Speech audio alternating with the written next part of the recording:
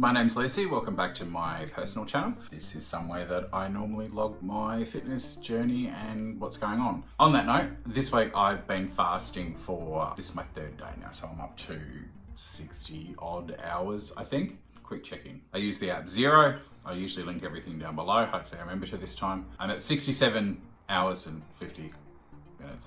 I have until tomorrow. This week's kind of been tough for that fact. I'm aiming for, I think it's 100 hours or 97 hours or something. 96 hours, which I will probably try and push to an even 100 because why not? In fact, that finishes quite late tomorrow, so I probably won't eat until Monday. Yeah, so I've been fasting this week. It's been really tough. So I was looking for motivation during the week to continue it. Now, normally I watch some Thomas DeLauer, I watch other YouTubers and stuff on there, people that inspire me, particularly on YouTube. This is something called modeling behavior, and I find it really helpful to find people that inspire me that I want to model my behavior on.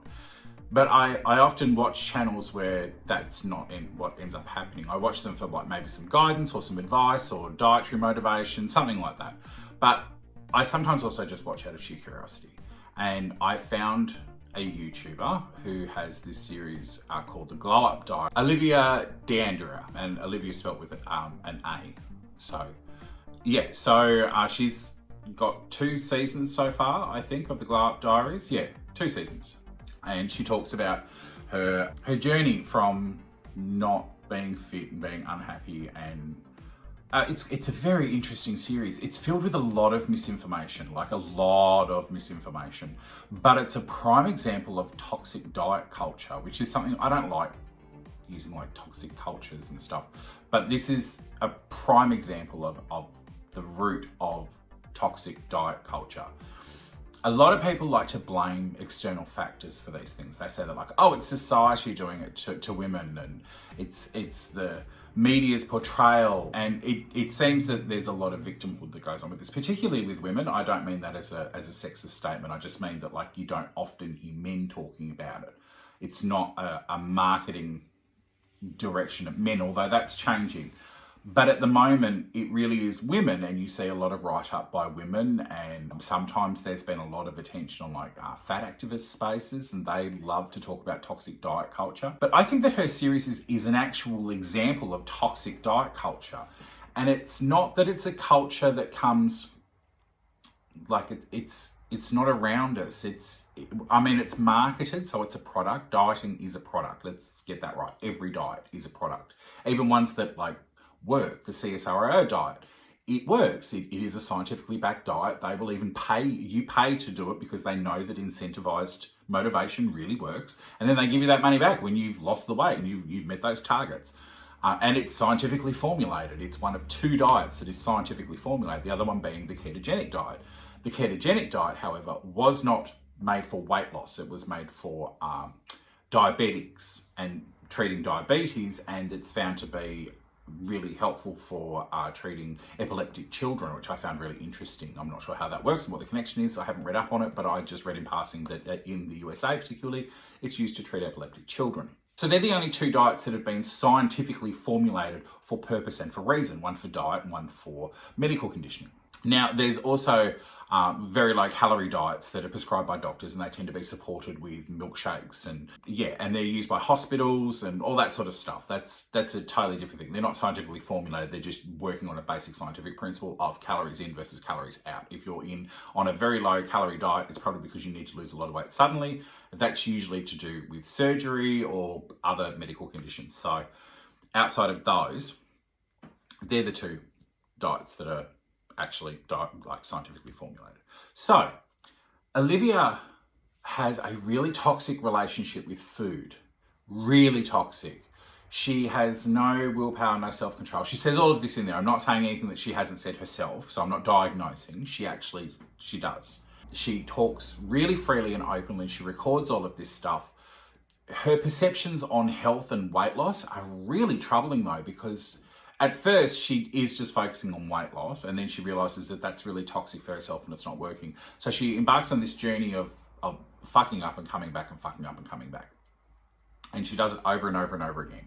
Very typical young female dieter Very typical young dieter, really. I don't need to say female there, but it's, as I said, you do see that pattern more commonly in women. Olivia's not fat. She's a little overweight and she's not happy with her body, which is why she embarks on this journey. But I don't think there were a heap of people around her saying like, you know, you need to lose weight and stuff, until she actually put on a fair bit of weight from where she was previously. Like, then people were like, wow, you've kind of gotten fat, and like, and her family, and it was always family that was saying this stuff, and like, family has a certain freedom to say things that other people don't. So you kind of expect it from family. They can always be a little bit rougher than other people.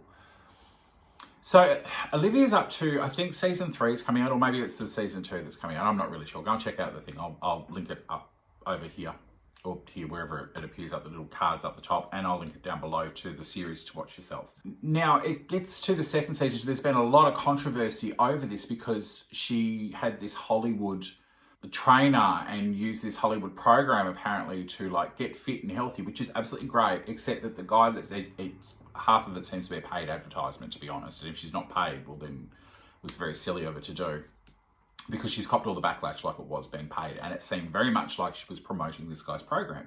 And this guy was just spouting some absolute nonsense. He was very clearly not a dietitian, not a nutritionist, and he was convincing a lot of young women, because that's who Olivia's audience is clearly marketed squarely at, that like, this is how you do it. And it was fascinating to watch, because I'm not somebody that falls for that stuff. I'm very science-based.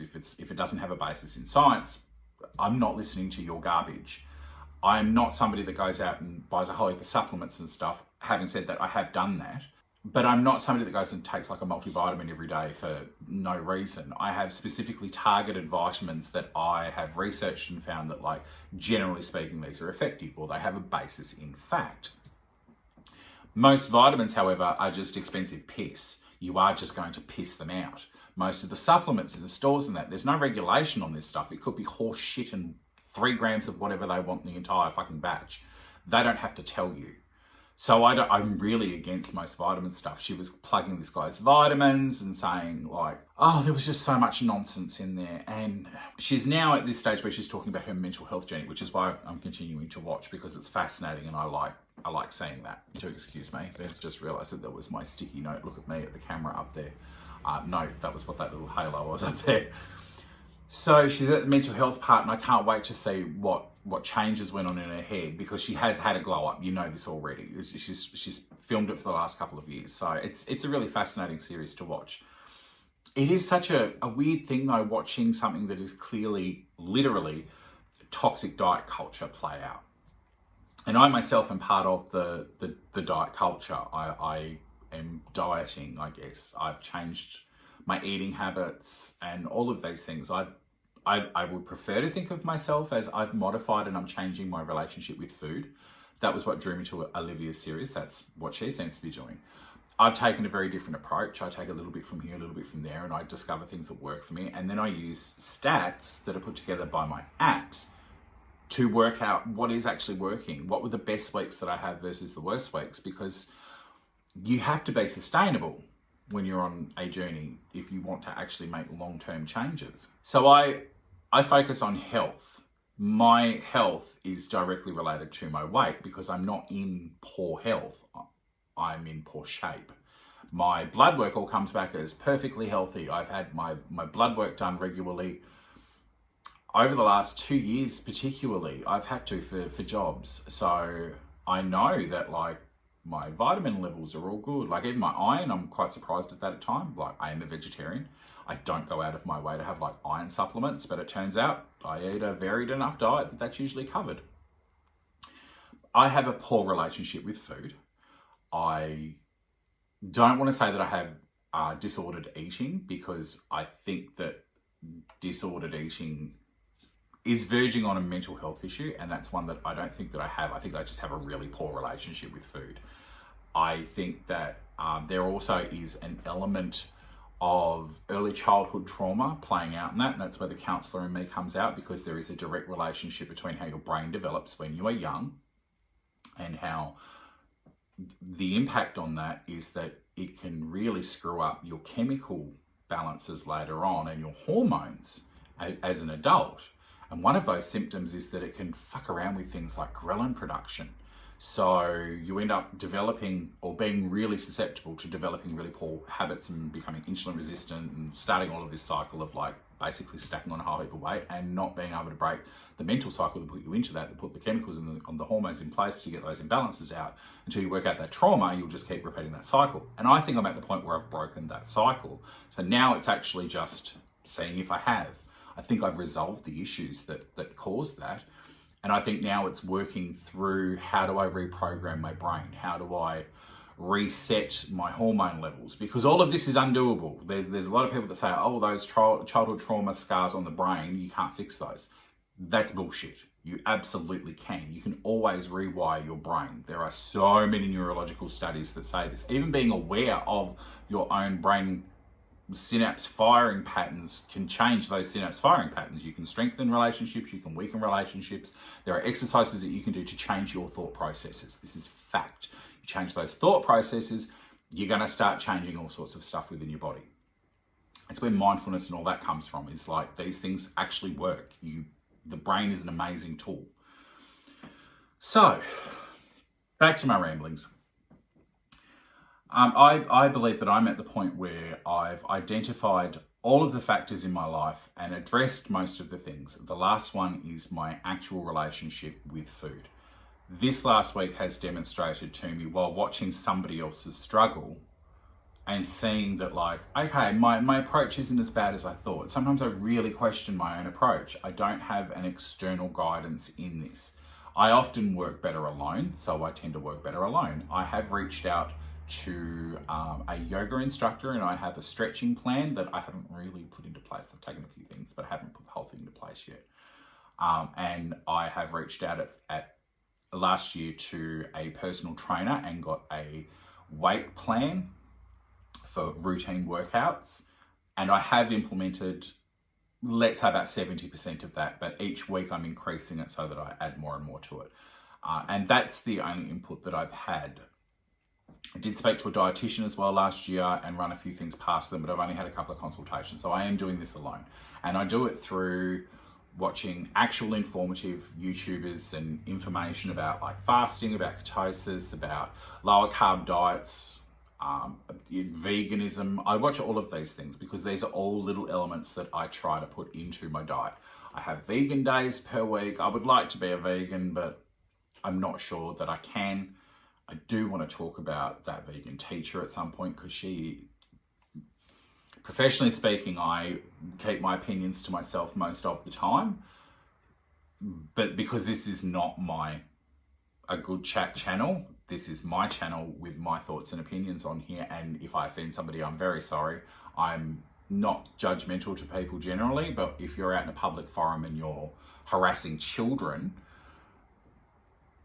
I'm going to have some thoughts about you, and I don't like her style. I think that she's really quite horrible, and she needs to really pull herself up and say, what am I doing? Honey, calm down. Like, it's great you have this instinct to save the world, but stop, just calm. I think I'm at the point now where I am actually starting to change my relationship with food. My weight is 138.7 from yesterday. I've probably actually lost a little bit more because I've done, like I said, the fasting, you tend to drop really quickly. But also, it's about 3 days after you've stopped fasting that you'll notice the weight loss. It's not like daily. I try to avoid going daily. It's not good for you, for your mindset. But I do need to regularly check in and put the information into my apps. And my apps recently came up with a big, it's been almost exactly a year since I started using one of them, and it's given me this great stats about how things are going, the trends that it's noticed, and like, when I've entered this, when I have days, for example, if I have a carb-loaded lunch, then I tend to have fewer calories overall. The days that I eat peanut butter, I tend to have fewer calories overall. The days that I eat eggs, I have fewer calories overall. Like, it's really interesting to watch these breakdowns in there and about how my calorie intake has reduced, and then spiked, and then reduced. Monday here in Australia was Invasion Day, otherwise known as Australia Day. Change the date. #change the date. So I'm not a fan of it myself. I had the day home, had a bit of a day. We had a barbecue. We ate quietly at home. We barbecue everything anyway. Don't think that we went out of our way to do that. We cook almost exclusively on the barbecue. I actually had a couple of drinks. I don't really drink anymore, but I had a couple of gins. I think I had 2 over the whole day.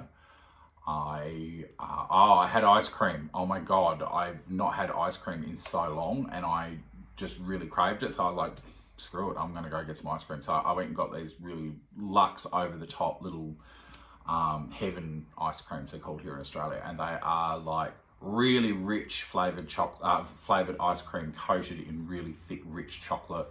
They were so over the top, but they were so good. They were just delicious. And then I had just regular meals. I didn't really count calories till the end of the day, but I certainly wasn't mindful about what I was eating. I overindulged a bit because on top of that, I ate a bag of nuts. If you want to shoot your calorie count through the roof for a day, eat a bag of nuts. Oh my God. So I was looking at my thing and I was like, oh, holy crap. It's the first day I've gone over 10,000 calories in 6 months. I was appalled at myself because I actually realized later, and I didn't add it in, that I had 2 of those ice creams over the day and I only recorded 1. So I know that I'm actually nearly 1,500 kilojoules over what I recorded. And what I recorded was 11,300. So I was like, holy shit, that's a lot for me. But a day here and there where you really, really screw up, you don't beat yourself up for it. You just do better the next day. So Wednesday hit. Tuesday, I didn't eat that much, just my regular meals. Little light on them, in fact. I've been going to the gym every day since Tuesday. I didn't go Monday and Tuesday. They were my 2 days off. So I've been going to the gym every day. I've been incorporating more weights this week. So a lot more reps, a lot more. And more weight routines. I introduced 2 more this week. Working on my legs and my back. So, yeah, since Wednesday I've been fasting. It has been tough. I haven't fasted for this many days in a row in a few months, since before Christmas. And it's just been tough. It's been really tough. Even now I'm like, oh, I'd really like to go and cook an egg or like something. I'm not hungry though. It's my headspace. I've overindulged since Christmas. Well, not overindulged, but I haven't been as strict, I guess is the word. I have to be disciplined or I fall to pieces. I have to be self-disciplined and quite tough on myself, or I just go in every direction. I just lose focus. That's what I've done. So now this 4-day fast has been to really focus down on, right, get back on track. You've got to do at least 2 days fasting a week. I don't go to the gym enough to worry about the impact of fasting and going to the gym. It is not an issue. There are a lot of people out there that have been, it's not an issue. I was speaking to a friend the other day and I was talking about fasting and they absolutely flipped it at me and were talking about starvation mode. And all I could say was, no shit, Sherlock, it's called ketosis. That's what I want. I want starvation mode. Oh, you'll put the weight back on. I'm like, no, if I don't go and eat a bucket of ice cream when I finish and I make good food choices for the rest of the week after that, then I am at a deficit and I am losing weight. And I have, at the same time, lowered my risk of diabetes, heart attack, and fatty liver. Yay me. Stop saying that like it's a bad thing. Yeah, it's amazing the misconceptions that people have around like starvation mode. So yeah, I've had a big week thinking about like toxic diet culture and am I part of that? And like, I don't think that I am. I've done a fair bit of self-assessment. I don't think I am. Not in the slightest. I would like to do a deep dive on Olivia and her story, but I'm going to wait till it's finished to do that. Next week, I do want to have a video chat about the vegan movement and what's been happening over there in the last couple of weeks. I don't know if people are interested in that, but I don't care. It's my channel and I do this shit for me. So yeah, I'm going to leave it there this week. Not too much about, the stats and all that stuff. I'm not going to put those up at the end there. I'm just going to put a list of resources down below. I am down 2 kilos on the last video, so that's absolutely awesome. But it is more about the health. And what I'm noticing is that my body shape is changing. I actually got a comment on that yesterday from somebody that I haven't seen in well over a year since before I went away from Tassie, so 2 years ago now. yeah, and they were astounded. They actually told me that I'd lost my ass, and I was just thrilled at that because I have such a huge ass. So they reckon that I've lost my ass and that I'm looking so much slimmer than I was back then, and because I don't feel it, that is fantastic. I love hearing that. It's that external motive of validation is just awesome occasionally, and it makes me go, okay, cool, I'm going to stick to it. This sucks at times, but it's working. I can't wait to be at a place where I don't have to be as disciplined and it just starts to come naturally, but I'm not there yet. That's the whole point of this journey, and being so disciplined now is to form new habits so that at some point in the future, this is second nature. Going to the gym early in the morning or whenever, going to the gym, full stop, is second nature. Lifting weights is second nature. These aren't things that I feel are a chore, or if they are, they're things that I just snap out and do them. Because at the moment, I fucking hate them. I hate them. I do them, but I hate it. I have a battle going on in my head, and that is the main one that I would like to stop. Oh my God, I can't wait for that day. Maybe it's not going to be like that, but every day that I think it's coming, then that's a positive mood, and I'll just keep doing it until this is habit. Once it's formed in as a really solid, rock solid habit, it'll be there for good. So yay. All I have to do then is just keep monitoring and self-assessing. So thank you for joining me with my ramble. I know that I've got fuck all people that watch this, if anyone, so thanks for joining me. Like, comment, subscribe. Tell me about your journey. I really, really love getting comments. I don't get many. Not on YouTube anyway. I get a few from people that do watch this that are not on YouTube that have enjoyed these apparently. So I really love interacting with people. I really like commenting. So if you comment, I will comment back. I will acknowledge it. But once again, I do this shit for me. So thanks for joining me. I will talk to you next time. If you were here, toodaloo. Keep at it, keep positive. Love you, miss you, need you. Have a great day.